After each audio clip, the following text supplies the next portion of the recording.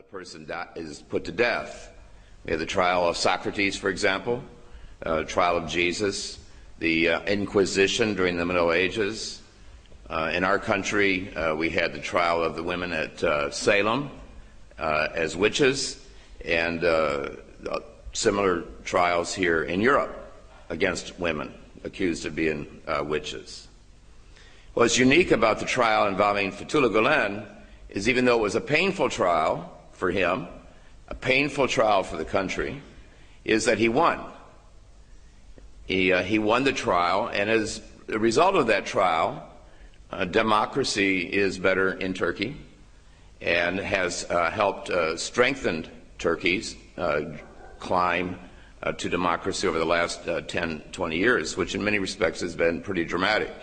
And so this trial fits into that. This trial helps strengthen democracy, and Fethullah Gülem benefits from the trial, from the journey toward democracy as well. So let's, and one thing I do want to say at the beginning of the talk is that I'm not an American exceptionalist. I do not think that United States America necessarily has the claim on human rights at all. And I say that because I'm going to criticize some of the stuff, obviously, that went on in Turkey, some of the legal system in Turkey, some of the political system in Turkey. But I have been a human rights lawyer for almost 40 years, fighting against the violations of human rights in the United States. So I'm quite aware of the deficiencies my own country has. And I just want to make that, put that up front so that my criticism of what's going on in Turkey at different times is from the perspective of a human rights lawyer, not necessarily from the perspective of somebody coming from the United States. So I think there are 5 different parts of the talk, 5 different questions that come up. The first one is, why prosecute Fethullah Gülem? Why take him to trial? This is a man, after all, that Monsignor Maravich, who is the representative of the Vatican, representative of the Pope in Istanbul, called a saint. Why go after him? What was the charge against Fethullah Gülem? Who was the opposition to him? Who were the actors? And what was the wild card? The wild card is like the Joker, right? When you're playing cards or a game, it's the card that comes in and changes the dynamics of the game. And there is a wild card here. So, first question, why prosecute Fethullah Gülem? And why also go after the organizations associated with him? You know, Fethullah Gülem represents a movement and is a spiritual leader, in a sense, a spiritual motivator of a movement, a form of Islam in the Sufi tradition that's very tolerant, very much believes in ecumenical activity, talking, relating, having dialogue with people of other religions, very much believes in the interplay of science and religion, that they go together and complement and help each other. It's a movement that calls itself civil society movement that's inspired by Fethullah Gülem, in which Hizmet is very important, in which education is very important. I was at a school today just down the street sponsored by the movement. And I've been to a number of schools actually around the country, and in Texas, where I'm from, we have 26 Harmony schools, they're called. And there are 20,000 students in those schools and 30,000 on the waiting list.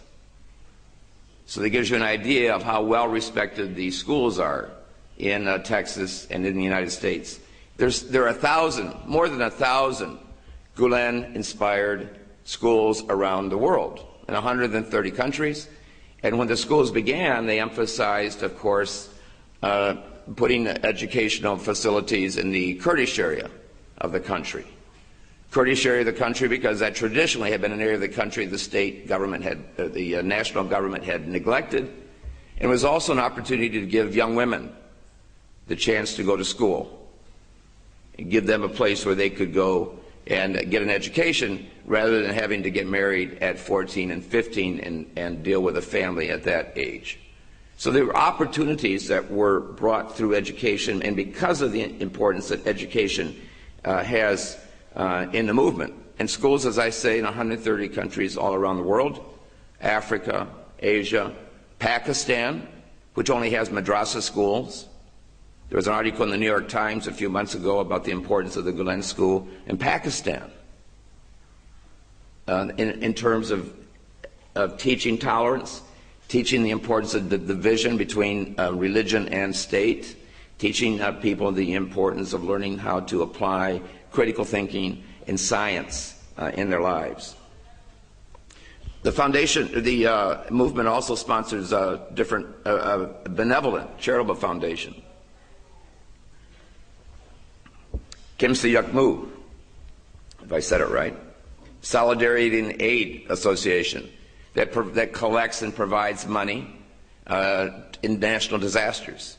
For example, the tsunami in Southeast Asia, or earthquake in Van, Turkey, last year, in which the movement raised, in a talkathon overnight, raised $37 million to help provide aid for the victims of the earthquake.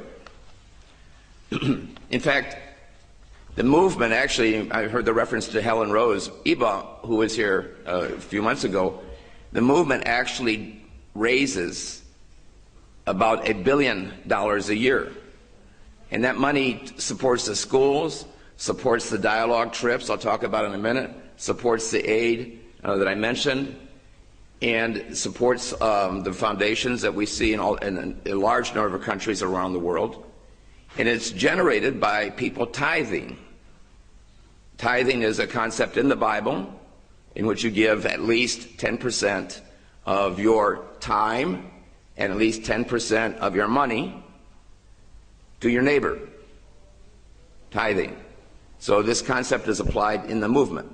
And I know that a lot of people actually contribute more than 10%, but that's how the money is generated to support the movement. And $1 billion sounds like a lot of money, but if you look at all of the programs in the schools that the movement generates, you know that there are a lot of people in the movement, in the schools, that work for very minimal salaries. They're giving their time. They're earning less than what they could earn in the public sector, but they're doing it out of their dedication to Hizmet. The movement also sponsors media, as you know, TV station here, originates in Turkey. It's part of the movement. Saman. The other radio programs, Saman is published in a number of countries in a number of different languages. It's got the largest circulation in Turkey. And I read it before I realized it was associated with the movement, because I thought it was the best thing I could find in English when I was in Turkey. And I ended up actually writing this book because I went on an interfaith dialogue. I was in church one Sunday morning, and a judge who was a friend of mine, at the end, she said, "Does anybody want to go to Turkey?" And I said, "Well, why not?" I didn't know anything about Turkey. I didn't know anything about Islam. I knew nothing about the movement. And I went. And so then I learned a lot. And when I came back, somebody said, "Why don't you write a book about the trial?" I said, "Well, I don't know anything about the trial." But anyway, they pushed and pushed, and finally I did it, because I was interested in it as a human rights event in the history of the world, and I thought it was very important. But I mentioned this story because this is part of the dialogue. And that is inviting people from around the world to come to Turkey, to meet people in Turkey, to go have meals with people in their houses, to go visit the schools. And that dialogue effort is very important, because it helps change the ideas that we Americans have about folks who belong to Islam, people who are from the Middle East, people who are different from us. It helps change that. And that's very important because that's part of Hizmet, right? The Sufi saying, souls seeing each other. And that's done through the dialogue. And thousands of people have been brought to Turkey as part of the dialogue from all around the world. I know a large number from Texas, from all around the United States, from Canada, from Australia, from Indonesia. All kinds of groups have come. Part of that dialogue sponsored by the movement. And the dialogue also happens in the local communities. There are dinners every year. There are these kinds of discussions every year that go on. That's a very important part of the movement. The criticism of the movement, of course, is that it is not transparent. There has got to be a structure. There has got to be a hierarchy. We think that in the United States in particular, we have a hard time understanding you can have a movement without structure, right? We always want to see the CEO, the board of directors, who's the vice president, right? Well, it's a Sufi movement, which means it's not very structured. There's a lot of discussion, coordination, but it's not a structured movement. And when we don't see that, a lot of people think it's got to be subversive. That's a criticism, lack of transparency. The other criticism, well, I should say the other thing that comes up, and I'll talk about this when I get into the trial, there's also a legal reason that's very important, not to have a centralized movement. Apart from the Sufi tradition, there's also a very important legal reason not to do this. Anyway, so you look at this movement and you go, why would the government of Turkey try to break the movement? Why would the government of Turkey want to put this man in jail for 10 years? Hard punishment, it was called, which is like in solitary confinement. Why would the government want to do that? The charge that filed against him, this is the second item here, was that he, Fethullah Gülem, was a terrorist. Now, Turkey at this time has a very broad definition of what a terrorist is. A terrorist is anybody who wants to change the nature of the state.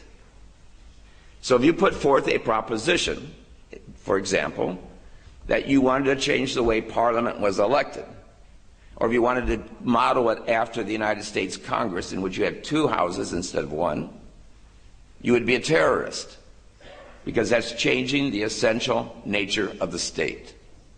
Or if you said we want to do away with the president and just have a prime minister the way they do in England, you'd be a terrorist, because that's changing the essential nature of the state. So under that definition, anybody could be prosecuted, and anybody was prosecuted. Fethullah Gülem was not the only one that charges were brought against by far.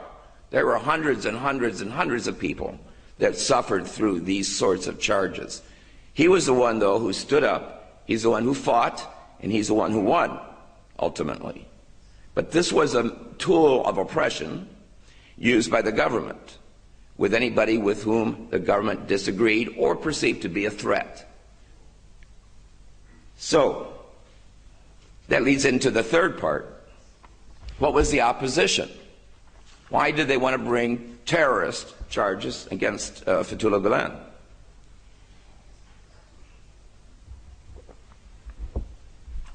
The first part, I think, is the economic interests that were at stake. What happened, of course, with the movement is that it emphasized education. It emphasized getting into the economic world, make money, give money back to the movement, create a middle class, advance yourself. And the movement was primarily centered in the beginning in Anatolia. The wealth of the country was concentrated in Istanbul. A lot of you have heard white Turks versus black Turks. Right? The money was concentrated in Istanbul. So there's only so much of a pie. right? So if the people in Anatolia are getting organized and saying we want a piece of the pie, that means the folks in Istanbul, the power structure, has to give up some of the pie. And people don't like to give up their piece of the pie. That's part of what's going on here. This economic change in the country, the threat. People got accustomed to their standard of living. Then you also have the whole issue of the military come into play. And as you know, the military have been a strong driving part of Turkey for good and for evil. The military has intervened in the country anytime it doesn't like what the politicians are doing. You have the bloody coup of 1960, in which the prime minister was hanged. I mean, can you imagine? You hang the prime minister. What a message that sends. And two of his ministers. You have a coup in 1971, another bloody coup. You have another coup in 1980, almost every 10 years. And then you have the soft coup, as it's called, in 1997, February 28th. So why does the military care? Why is it intervene so often? Why is it scared of politicians elected by the people? Because of their economic interests. The military in Turkey, as you know, if you ever traveled through the towns, have a very nice gated community that they live in, full of privilege, nice houses, they have their own shopping centers, their own schools, their own school buses. And you can see them taking their kids on trips on their school buses. It's a life of privilege. Beautiful pension, retire early, have a nice pension. And I forget what the number is, but it's like 3 to 1 have ranks. It's like for every soldier, there are 3 generals or 3 higher officers. So it's stacked in a way that you're there for a while and you make a lot of money and have a nice pension. Apart from all of that, the military engaged in a lot of under-the-table corruption. The military, let me put it this way. When President Eisenhower, who was the general, of course, here in Europe during the war, when he was our president for 8 years, when he left office, he gave a speech. And Eisenhower said, the greatest threat to a democracy, the greatest threat to democracy in the United States is the military-industrial complex. When the military and industrial complex work together, it's going to that adversely affect and undermine democracy. As you know, America did not pay attention to President Eisenhower. Since his time, we've been in Vietnam, Afghanistan, Iraq, who knows where else. Same thing happens in Turkey.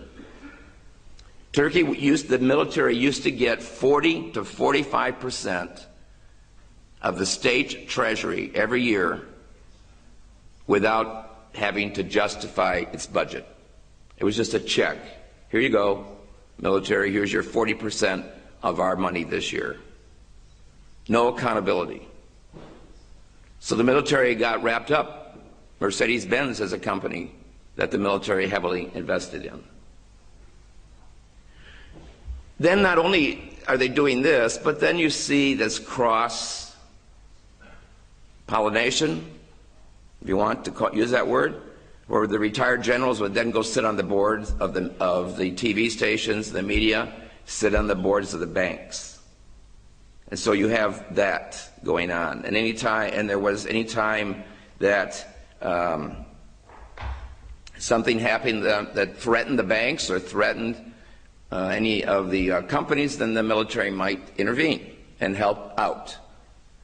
And then you have this whole problem, in a sense, of the looting of the treasury that went on and here's where I think is an important factor. The World Bank comes into Turkey. This is the time, I'm going to talk about this, that there began a vicious media campaign against Fethullah Gülem. Right at the time that begins, a lot of you might remember this, of course. This starts a year after the soft coup, starts in '98. The World Bank had come into Turkey and said, "You're missing $25 billion. You can't run a country that way. Somebody is stealing this money from the Treasury. There's no accountability." And of course, from what I've said, you know who's been stealing the money. That $25 billion today, just to give you an idea, that $25 billion today would be worth $1 trillion that had been pilfered from the state treasury. So the World Bank said, look, you want to keep getting loans from us and guarantees and all that, you're going to have to change legislation. So it's at this time when the Turkish parliament has to start changing the legislation that the vicious campaign against Gülen begins. And it's a great distraction, right? To have the media, the people have to pay attention to what's going on with regards to him, and then they won't pay attention with what's going on with them in the World Bank and the legislation. That is called sent to prison for a variety of years, and the 3 top generals to prison for 20 years. And you've seen all that stuff come out in the press. For a long time, people weren't sure if deep state really existed, but now we know. One of the targets in the deep state, both at Ergenekon and in Sledgehammer, was Fethullah Gülem, to get him out of commission. Everybody had an interest in getting Fethullah Gülem out of the picture. Another one that comes into play, I think, is the whole, and this is, as you know, a problem that you still see kind of manifest here in Germany and in Europe and the United States, this idea, because we use the term that we use, religious ministry. They write the sermons for the imams. They pay the imams. They keep them under control. No expression in the public sector to the public universities. We know these are 2 of the most controversial things that come up, and there are others, but they're the ones, obviously, that are quite visible. In the United States, we could not have a directorate of religious ministry in the United States. And we also have to accommodate people for religious belief, as long as it doesn't interfere with their work. So when I'm flying over here, and I go through security in Houston, so when somebody says they're changing the secular nature of the state in Turkey, we hear it differently. I use the word secularist to make a distinction. We do know that people in Turkey are secularist, and they get very uptight too with the idea of more religious expression, more religious accommodation. So that plays into it. Now the other part of this, of course, I mentioned already, is that the movement is non-structured, you can't see it. And anytime you have a grassroots organization, the people in power are going to be uptight, right? If they hear, well, there's something going down in Izmir, we don't exactly know what it is. We know that they're raising a lot of money to run some schools. And then you get all these rumors about, subversion, infiltration. They want to, sneak people into public service so you can seize the government and institute Sharia law. All of these factors, as I say, I think play into why people opposed Fethullah Gülem. Economic, the military, the interlocking banks, the military, and the media, the secularists, the fact that it's a populist movement on the ground up. All of this, I think, comes into play. Who were the actors? This is the next part of this. Who were the actors that brought the charges and were involved in the charges? The first group of actors here are the ones who do the vicious media campaign. This started in, first of all, there was there was a campaign against Fethullah Gülem in 1995. What's significant about this campaign, this was not as bad as the 1998 campaign. What's significant about the 95 campaign is that in Turkey, when a prosecutor sees something in the paper about somebody, the prosecutor can open a criminal case against that person. So, a prosecutor named Yüksel opened a prosecution against Fethullah Gülem in 1995. What's significant about that is that Yüksel calls in Fethullah Gülem, interviews him, decides there's nothing wrong, closes the case. Yüksel is the same person in the year 2000 that then files the charges against Fethullah Gülem again, using the same charges that he had closed out in 95. It's important to keep that in mind because that shows there's something else going on here behind the scenes. So anyway, you have the soft coup in 97, and as typically happens every time there's a coup in Turkey, the military moves against any of the political people that could cause them problems, from the left to the right. As I said, this wasn't limited to Fethullah Gülem. He was the one who stood up, though, and fought and won, ultimately. So they begin this this vicious media campaign. And remember what I was saying about the media being controlled and influenced and impacted by the military, the retired generals. The media in Turkey today is much better than it was in 1998, believe it or not. It is a lot better. 1998, it was totally irresponsible, basically. And the military could give them a story. They would put it in the paper, and then the TV station would report it.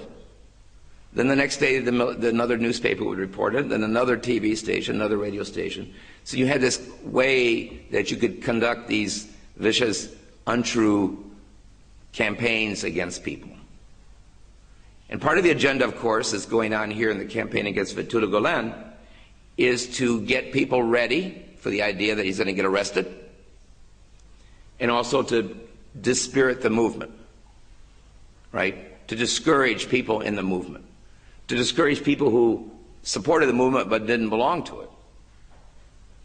When I gave this talk at the University of Wisconsin earlier this year, one of the students came up to me afterwards and said, you know, I remember that happening. I was very young. My dad was a member of the movement. He was listening to this. He didn't know what to think. He didn't know what to think. And he said, ultimately, his dad said, well, it'll work out, which it did. But just think, if that's somebody in the movement that has that kind of feeling, what's the impact that a media campaign has when you don't really have a good media? All you're hearing is what they're putting in front of you. What did they put in the media? This is the same they put in the charges against Fethullah Gülem. This is the same thing. And so when he wins the trial, he's actually winning the case against these charges. What were the charges? One, that he was running a terrorist camp in a mountain over in the Kurdish area. Another was that he was an agent of the CIA, that he was an agent of China, that he was an agent of Iran, that he was an agent of Saudi Arabia.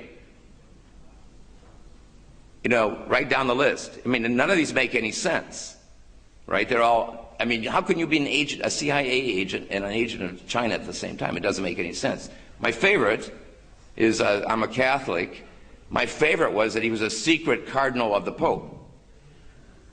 Now, if you're a Catholic, you know there is absolutely no chance you're going to have a Muslim who's going to be a cardinal. It doesn't work that way. But you see what they're doing. They're playing to different audiences, right? The people who are afraid of the CIA, we have a bad history. Obviously, the CIA does. So people don't like the CIA, they play to that audience. People who are afraid of Sharia law, they play to that audience.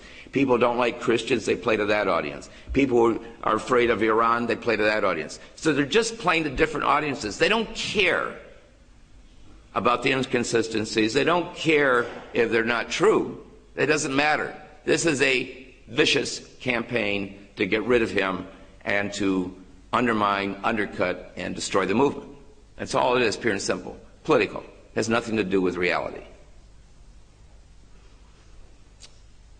One good thing that happened in the middle of this, Fethullah Gülem, when he's down in Izmir at the time, he runs into a lawyer, Fatih. I interviewed him for the book. Fatih says, Fethullah, you need to do something about this. You need to start filing suits for defamation. And Fethullah Gülem said, no, I'm not going to do that. He says, yes, you need to do it. No, it's not, I don't want to do it. Yes, you need to do it. Finally, the lawyer convinces Fethullah Gülem to do it, which turned out to be a really good thing, as I'll show you at the end of the trial. The problem is, Fethullah Gülem wins every time he sues them. You know, there's something in the paper, he sues them, and the judge says, all right, the paper's wrong, you have to do a TXIP. You know what TXIP is? You know, it's the little apology in the paper. I'm sorry, I had the facts wrong. Or maybe you have to pay for the lawyer. But under Turkish law, a defamation, you can't get anything other than your lost wages. In the United States, if somebody defames you, says you're a bank robber, or you embezzle people, or whatever, and you sue them, the jury decides how much money you get. You might get $1 million if it's really bad. Because the idea is deterrence. If they have somebody has to pay $1 million, they're not going to do it again. In Turkey, there's really no bite.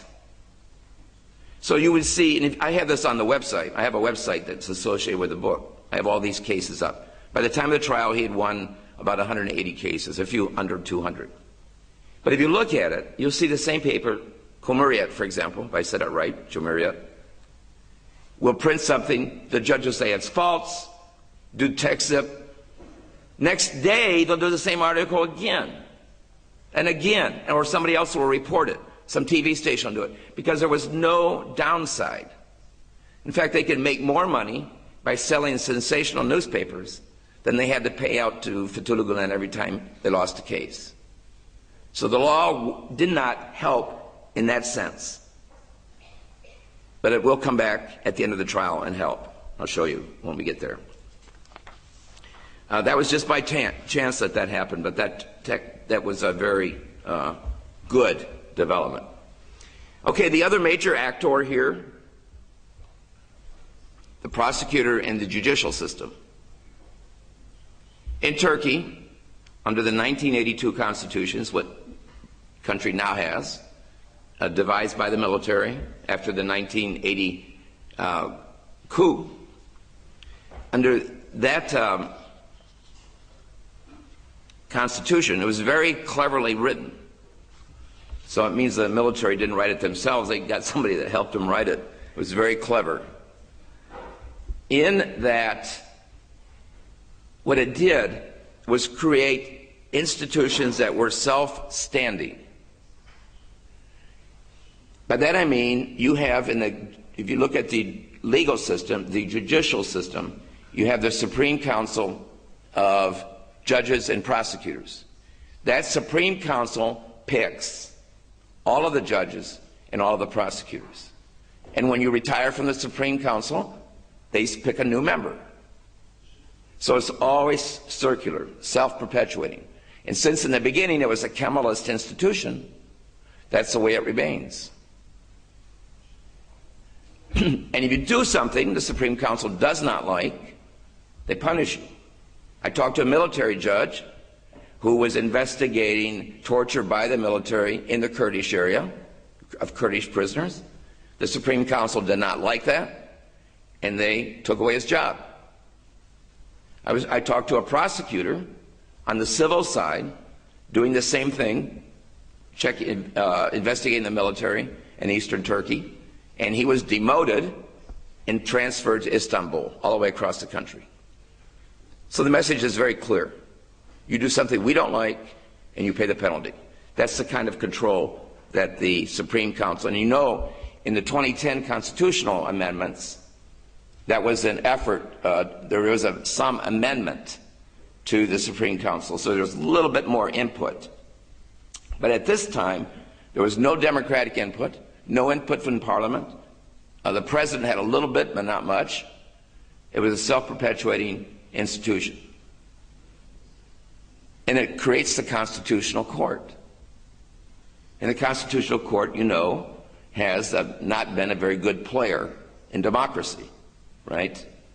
So that's the legal system that we're talking about, that Fethullah Gülem is brought to trial. The wild card, the joker, twos are wild, whatever you want to call it, the European Union. Turkey's efforts to join the European Union made the European Union say, Turkey, if you want to join, you got to clean up your legal system. You have got to abolish military courts. You've got to ensure civil liberties. You've got to ensure due process in the legal system. And then, you know, a bunch of other stuff you had to do. They had to do about trade and relations with other countries. But in this particular context, there was a lot of push, as we will see, that plays out during the trial. The wild card. Okay, so now we move to the next section, and that is the actual trial of Fethullah Gülem.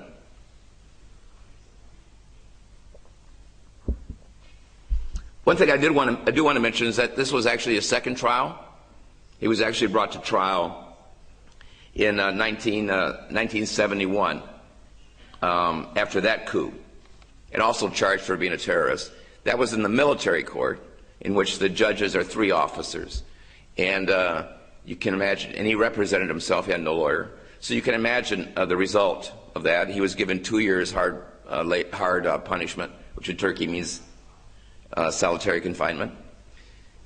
He appealed to the Military Court of Appeals. They said the punishment was too harsh, sent it back, and then in the meantime there was amnesty granted by Parliament, so that went away. But during all that time, he was Fethullah Gülem was in internal exile. He was basically shipped up, and he had to stay up at the Black Sea. I just say that because in that indictment in '71, they also indicted any Gülen-related organization. This is the same thing they do in the year 2000. Under Turkish law, you can indict, when you indict somebody for a crime, you can indict any organization that they are related to. And you can actually do this in the United States. And even if you win, the government can still seize your property. Now, that doesn't seem very fair to me. In the United States, it works out like you could be, for example, driving a car, and maybe your teenage son had driven it the day before and left a little bit of marijuana in the trunk. And the police, because that's an illegal drug, can seize your car even though your son did it, and you don't get it back. That's what was going on in Turkey, the same thing. Because you can see what they're trying to do is to break the movement. This is what I meant earlier about there's no centralized, there's a legal reason for not having a centralized organization. If you had a centralized organization, then the government could seize it more easily. As it has done with other foundations in the history of Turkey. So but before the indictment is filed in the year 2000, the year 1999, Fethullah Gülem actually comes to the United States, goes to the Mayo Clinic in Minnesota, and as you know, perhaps, his health has generally always been pretty bad, but he's off in the Mayo Clinic is a very respected clinic to figure out what kind of medical ailments you have, what are your problems. But he decides, to stay in the United States after that, and gets a religious scholar visa, entitles him to stay in the country. And I'll come back to the visa later on because there's another story there. So in the meantime, 2000, Yüksel files the indictment.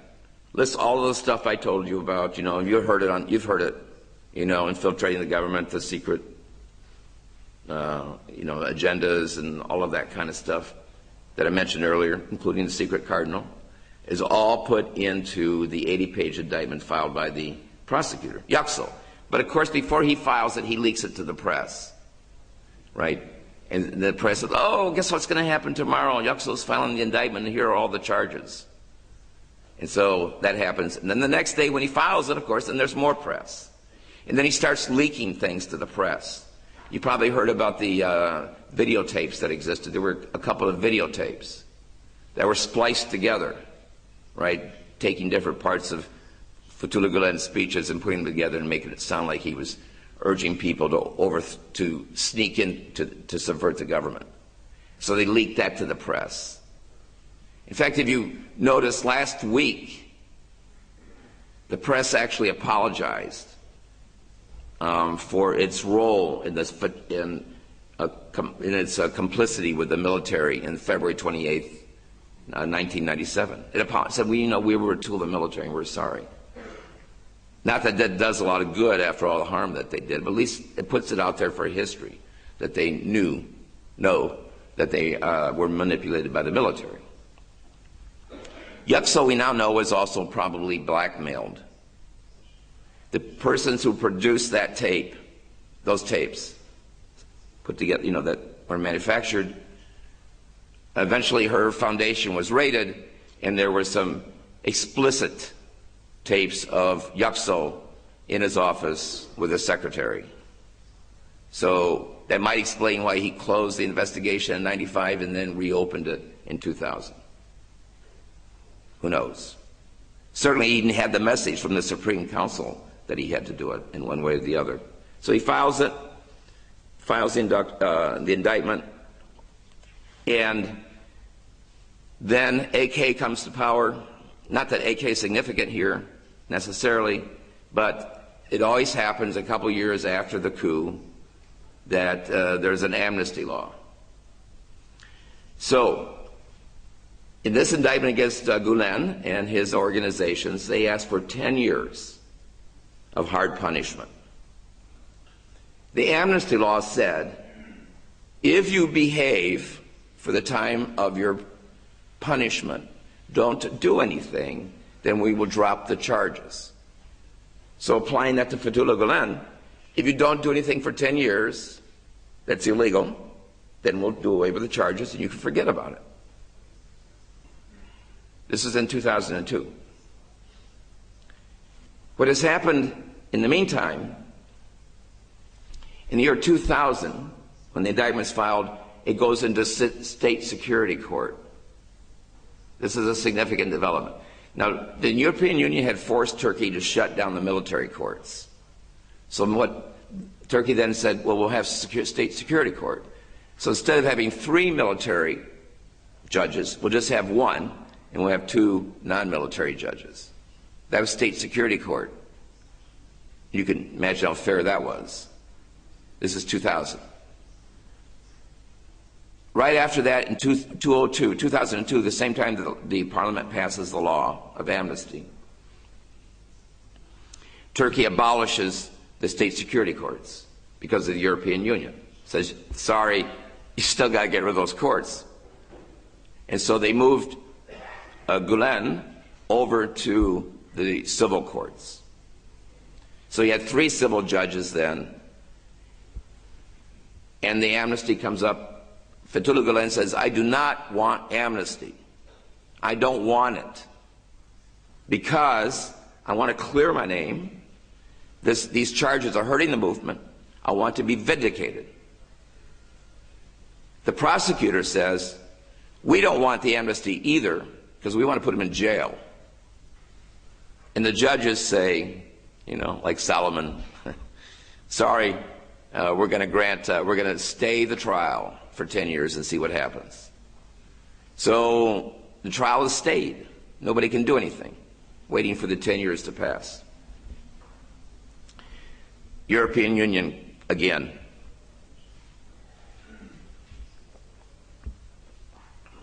In 2004, right, going to 2000, he's indicted. 2002, he's in the he's transferred to civil court, amnesty. 2 years later, the Parliament again, because of the European Union, changes the definition of terror. The European Union says you can't prosecute people under that law because all it is political prosecution. So Turkey changed the law, says, okay, there has to be an act of violence against the essential nature of the state. Under Turkish law, when it changes to the benefit of the person that's charged, then that person gets to be tried, gets to go to trial under the new law if it's beneficial. And this law was beneficial to Fethullah Gülem because there was never any accusation of violence. Nothing. So he said, I want to have the trial. How can you convict me? All of the allegations against me, none of them are violent. Even if they were true, even if they were true, nothing's about violence. You can't convict me. So his lawyers, he got a couple of very good lawyers, one in Ankara and one in Istanbul, and they filed a 146-page brief. They went through all of the evidence, analyzed it. They had experts. They showed how the tapes are spliced together. They had all of the declarations. They took testimony and depositions and trial testimony. They did all of that, and then asked the judges to reopen the case and to acquit, find Fethullah Gülem not guilty. And 2 years later, that's exactly what the judges did. They acquitted him. And if you read, again, I have this up on the website, but if you go through the judge's opinion, in the year 2006, on May 5, they list every one of the charges and show why it's false. So any of the stuff you hear, it's been in the courts. And there are two other things to add to this. One is the judges, when they decided to reopen the case, asked the national police to check and see if there were any acts of violence whatsoever connected with anybody in the movement. And the police reported back and said nothing. Not one. No act of violence. The other thing the judges said, and this comes back to what I was telling you about the cases that he won. The judges said, we are not the only ones to find this stuff to be false. But look at all these other cases in which other judges all around the country had exactly the same conclusion. Therefore, we dismiss the case. May 5, 2006. 2 years later, so the state says, we're going to appeal. We still want to put him in jail. We want him in prison. We're going to appeal. They appeal. 2 years later, there are five judges on the Court of Appeals. 2 years later, the five judges say, not guilty. They agree with the trial judges. So then you got 8 judges saying not guilty. The state says, we're still going to try to put him in jail. And they went up to the full Supreme Court of Turkey. 23 judges. This time they moved a little bit faster than before. And in 2 months, 17 votes to 6, not guilty. So Fethullah Gülem wins, summer of 2008. He wins because of the changes that happened in Turkey through the European Union. And then the other part of this is that his trial helped strengthen Turkey. Because the judges write in their opinion, you can't put people in jail because of what they think. You can't put people in jail for what they believe. You can't put people in jail because of what particular religious belief they have. It was also a good summer for Fethullah Gülem because he was voted as one of the top 20 intellectuals in the world by a survey sponsored by Prospect in England, and by the U.S. Foreign Policy magazine in the United States, liberal and conservative magazines that did a joint poll. So that's good. But there's one more part of this, and that's what was going on in the United States at the same time. Remember I told you in the beginning, he got a religious scholar visa? And you've seen how many books Fethullah Gülem has written, how many sermons he's given, all of the recordings of the sermons that he's given, right? So the U.S. decided to revoke the religious status visa and say he's not really a religious scholar. And what happened then is that this is 2006. This is when things heat up in Turkey. Like the trial begins again in Turkey. And so the religious visa application to be revoked, the U.S. government sends somebody from Washington to Philadelphia where the trial is. That's unusual. And the judge says, you want to tell me that he's not a religious scholar? And the lawyer says, well, that's true. We don't think he is. The judge says, what about all this stuff he's written? And what about the ad that he ran after 9/11 saying that no true Muslim would be a terrorist? Right? He ran that ad in the New York Times, ran that ad in the Washington Post. And then the judge says, well, what about that picture of him with the Pope? You don't think he's a religious leader? Dig this. The lawyer says to the judge, we think that's photoshopped. We don't really think he met the Pope. Now, think about that. How many pictures have you seen from different angles of Fethullah Gülem meeting the Pope? Or the videotapes? I mean, it was nonsense. It was nonsense. But, that's what was going on. The American judicial system in this case was doing not a very good job, to say the least. So the judge says, the federal judge says, I want whoever's making this decision in front of me in the morning. When a judge tells you that in the United States, you're in trouble. I want whoever's making the decision in front of me in the morning. You're in big trouble if you're the lawyer for that person. She says to the judge, the lawyer says to the judge, Your Honor, that person is so high up in the American government, I cannot bring him here. So it comes down to two people making that decision. One was either Vice President Cheney or one was Secretary of Defense Rumsfeld. Why? Well, in 2006, the trial heats up in the effort to put Fethullah Gülem back in jail. It wouldn't take too much for somebody from Turkey, maybe the military, to call up Cheney and say, hey, that base you have in eastern Turkey, the one you want to use in your wars, all those billions of dollars of armaments we buy from you every year?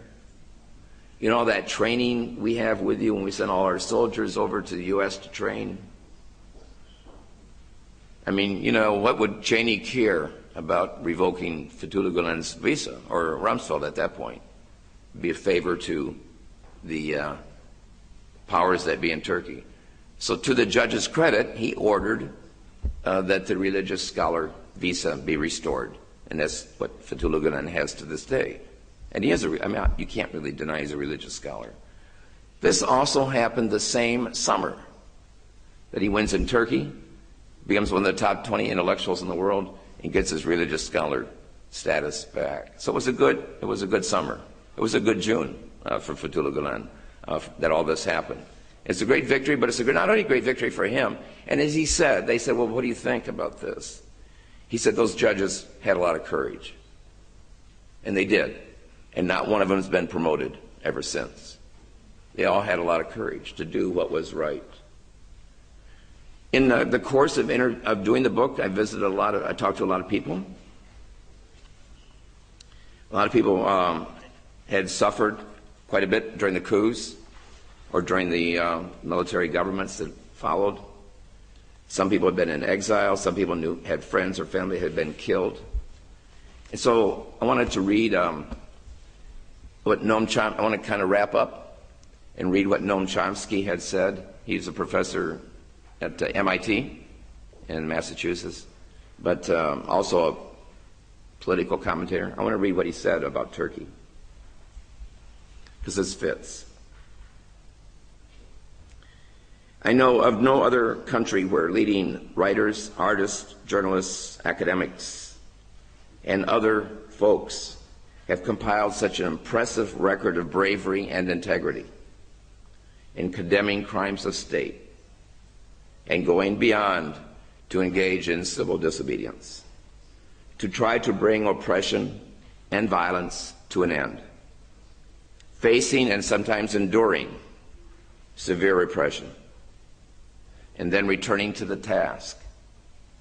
It is an honorable record, unique to my knowledge, a record of which Turkey should be proud, and one that should be a model for others. It's very impressive, a commentary about what's gone on in Turkey in the last 20 years. It's a tribute to you all. It's a tribute to the people in Turkey. I would be remiss if I didn't end with a challenge to you. And in that challenge, I'm going to quote from Robert Kennedy when he was running for president before he was assassinated. It's a speech he gave in Cape Town in South Africa during apartheid. And he spoke to the black students. This will be my message to you all. The greatest danger in our time is timidity. Few are willing to brave the disapproval of their fellows, the censure of their colleagues, the wrath of their society. Moral courage is a rarer commodity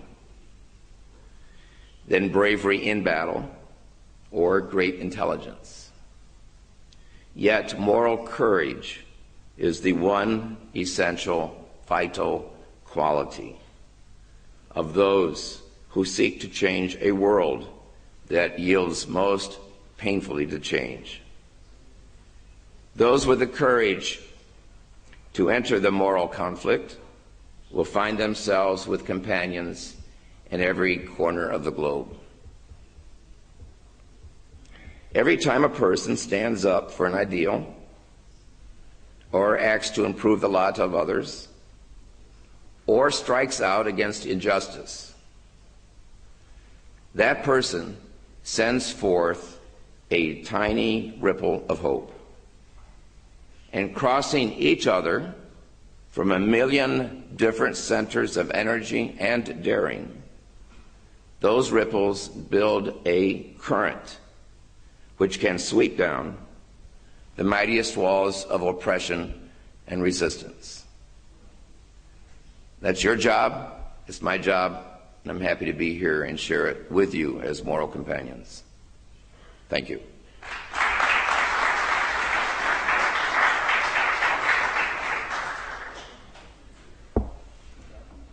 Ganz herzlich für den wunderbaren Vortrag.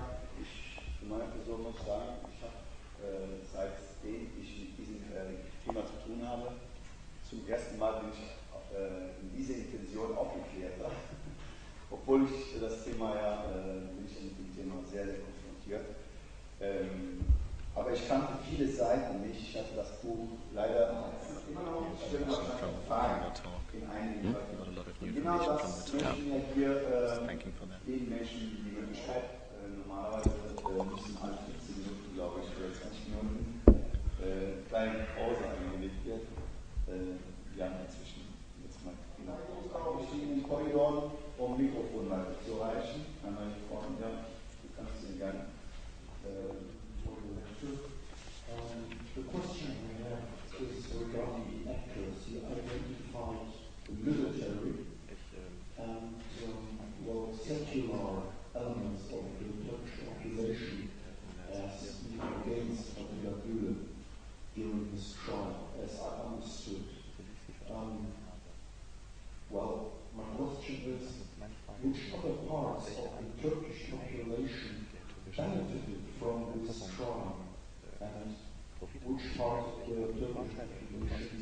supported Fethullah Gülem during his trial.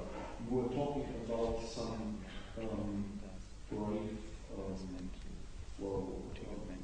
lawyers who stood up with Fethullah Gülem, and I would like to know more about this part of the players in the game.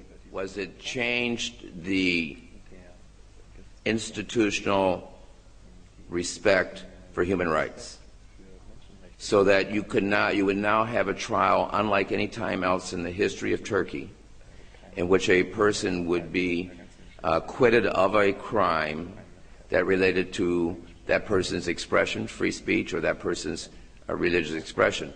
I think anytime you institutionalize human rights and democracy, that's an accomplishment for the entire country, for the entire population. That's what I meant, that Turkey benefited from that trial and that interplay with the European Union, in which essentially Turkey put meaning into the European Union's mandate. Turkey had always subjected itself to the European Court of Human Rights in Strasbourg, but had a hard time, and in fact did not for a long time really comply with the mandates of the Charter. And so I think that now that Turkey's moved into that, then I think that the acquittal in 2000 gave impetus to the movement of civil society to further bring about constitutional change. And the constitutional change in 2010 that occurred, which basically enacted human rights, a charter, like we would call in the United States a Bill of Rights, I think that directly results from the movement brought about by the trial. I also think that that animated civil society, so that there was an enormously strong support on part of the people in Turkey, particularly in the movement, to rally behind and pass those constitutional amendments, which were resoundingly passed, a huge majority. The other thing that happened in the amendments, and again I think this is a result of the trial and the result of moving toward a better democracy, was to put restrictions on the Supreme Council, and so that the Supreme Council did not have as much ability that it had to fire people. It gave the prosecutors and the judges a chance to appeal if they thought that they were being retaliated against by the Supreme Council. And that also brought in parliamentary participation in who belongs to the Supreme Council of prosecutors and judges. Once you protect the rights of the judges and the prosecutors, then they will feel that they can follow the law without worrying about the fact that they'll have retaliation. One of the judges on the Constitutional Court at one point said, prior to this, our job has been to support the state and not the law. Now, after these amendments and the reconfiguration to some extent of the Supreme Council and the protection of judges, I think that helps create a better judiciary. And I think the younger judges I met with and the younger prosecutors that I met with have a much different view toward implementing human rights in Turkey than the older judges, or the judges that were in play at the time that Fethullah Gülem was in trial back in 2000. I don't know if that answers all your question, but that's what I wanted to put in there. I have a question, a lot of questions, but I don't want to take your time too much. So concentrating on one stuff that I hear from my environment, even where I come from, regarding the current situation in Turkey, there is a kind of cleaning or kind of, let me say, improvement regarding justice. What do you think about actual arrestments of journalists, for example, going on in Turkey? Do you see any dependency to Fethullah Gülem? Because this is what I hear from some environments, from some circles. So what's your opinion on that? Well, this actually is a question. The movement has been strongly critical of Erdogan and AK for the position that they have taken publicly on the press. Very strong. And Zaman has said repeatedly, you should get the journalists should not be in jail.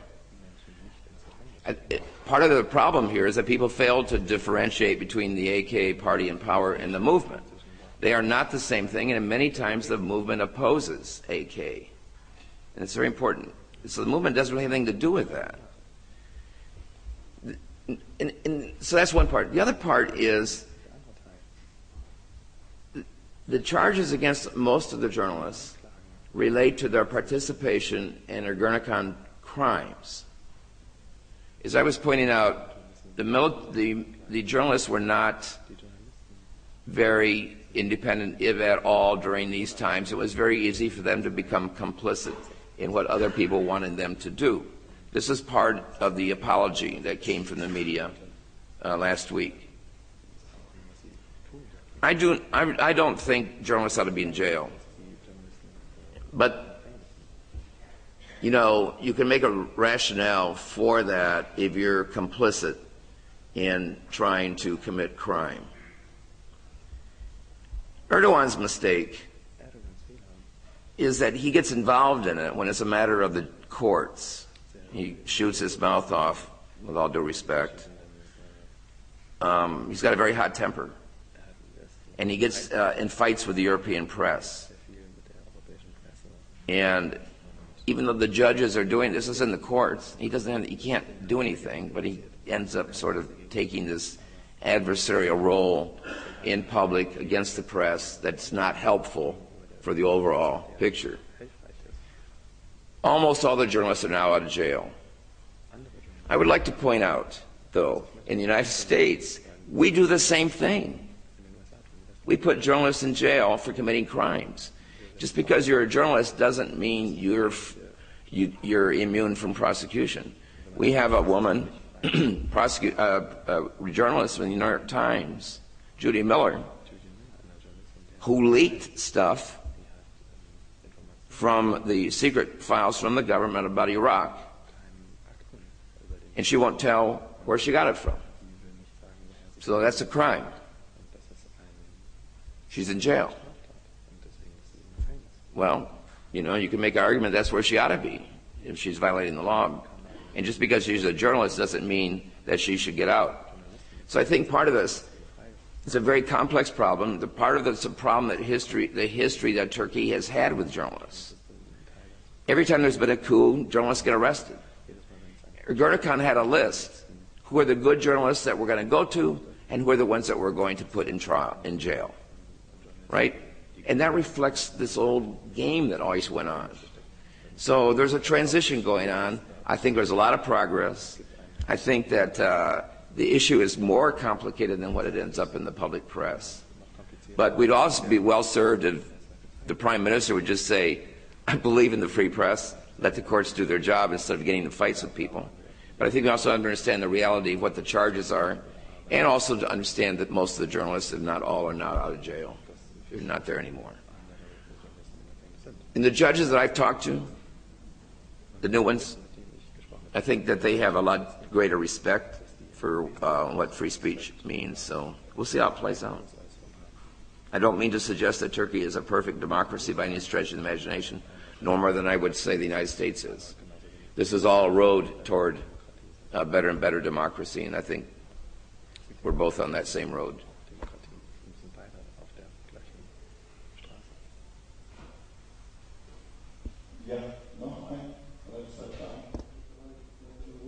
It's obvious what we're seeing in Europe is that, it's seen critically.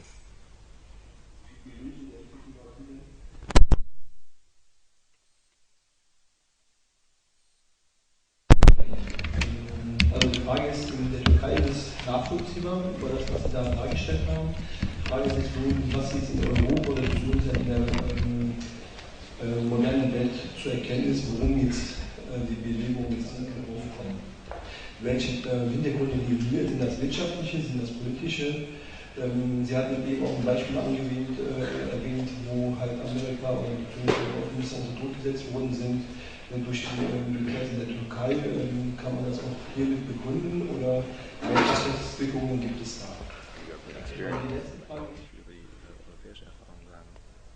I do know from having talked in Europe, this is my second trip to Europe to talk about the book, actually my third trip to talk about the book, and I have met with journalists and I have met with parliamentarians. I do know the press issue comes up a lot. I do know the whole question comes up a lot about the transparency of the movement and the lack of visible structure. And I hear also, I mean, also this thing about secular, and I talked about that in terms of the different definitions. I hear that. I tell you, I think part of the problem was, that the military government has been. We have NATO. NATO is very important, of course, in terms of defense of Europe and the United States. Turkey is a player. Turkey is also our only ally in the Middle East in terms of Israel. That's important to us. And the United States has a tendency, Europe has a tendency to support political interests, their own political interests, that are sometimes at variance with the interests, the best interests of the people. Which means that if the military tells us we need to do this to preserve the secular nature of Turkey, that's what we're going to accept, rather than say, we want to see your plan for democratization. I think a good example of the failure of our policy was Egypt, right? We let Mubarak stay in power without telling him, you've got to make a democratic transition. You just can't, be a dictator for the rest of your life and then pass it on to your son. You have consolidated power, but now you need to make a transition to democracy. I think the United States, I think Europe to some extent, we're afraid of democracy in Muslim countries. It's because of our monolithic view of Islam, right? And one of the things I think is very good about the movement is it breaks down that stereotype that we have in the West. Certainly, I know it exists in Europe because I read it. The stereotype that we have about Muslims, that everybody's monolithic, everybody thinks the same, everybody has this philosophy, people are not committed to secular government, all that kind of stuff. The dialogue in the movement, I think, is very good in helping people get that understanding. I mean, you're probably watching the American, to some extent, our presidential campaign, and it's pathetic. It's all sound bites. It's not about critical thinking or what is the best thing. Obama will say something and then Romney will say the opposite. Or Romney will say something and Obama will say the opposite. It has nothing to do with what's best for...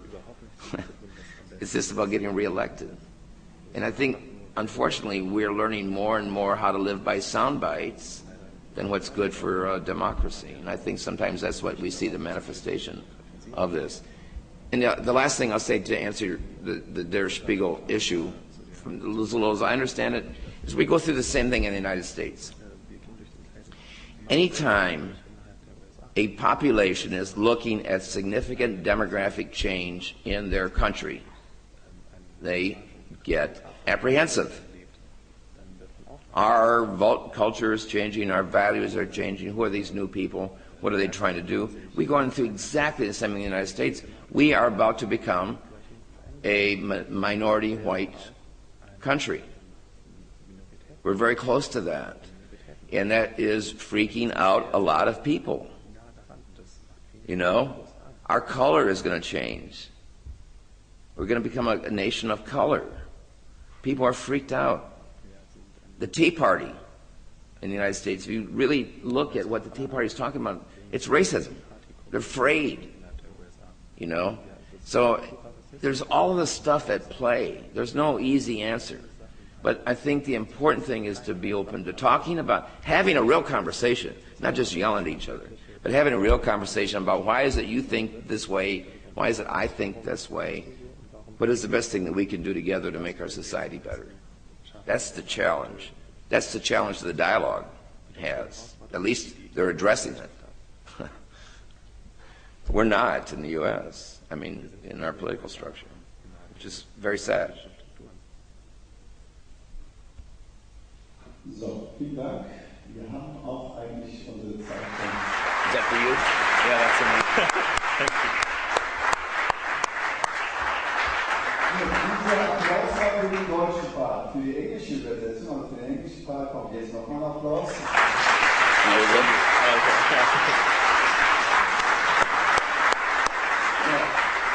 Dank für die wunderbare Aufklärung, das war echt, das hat uns gut gesagt.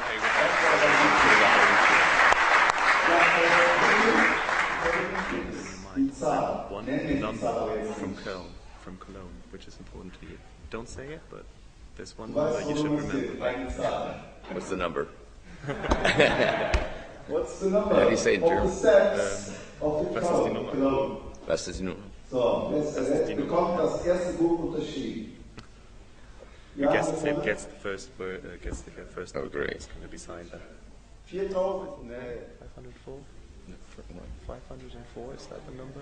No, I don't think so. Nein, weiter. What is he wants me to make up a number? No. 509.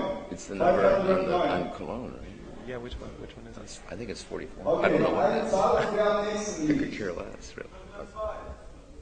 502? I don't know. No, I don't know. So which number was it? This is, it's on the wall. It's on the wall, okay. You know what it is? On the Cologne Cathedral? No, when you stand in the cathedral and you look at the manufacture of the cologne, it's 4406 or something. Yeah, it could be. I don't know. You got it. The lady side.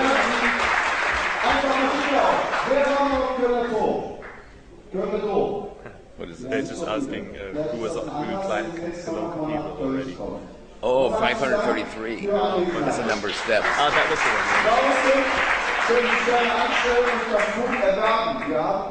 one. 530. 530. Oh, okay. I didn't Don't forget us. I won't forget you. But I have to explain. Okay. There's a little magnet in it, and this is the dialect that's called Kirch. It's very typical for Cologne, and there's fairly unique. That's not really German, but it means if you don't do anything like... Okay, so I have to do something now? Yes. All right. Okay. All right. That's very nice. So it was 533, the steps. That's what you were talking about. Yes. I thought you were talking about the number of the cologne on the wall. Yeah, 533.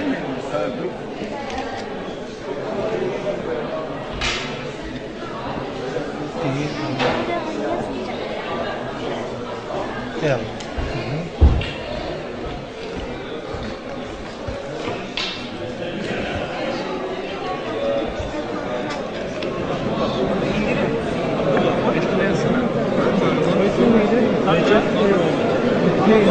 Okay.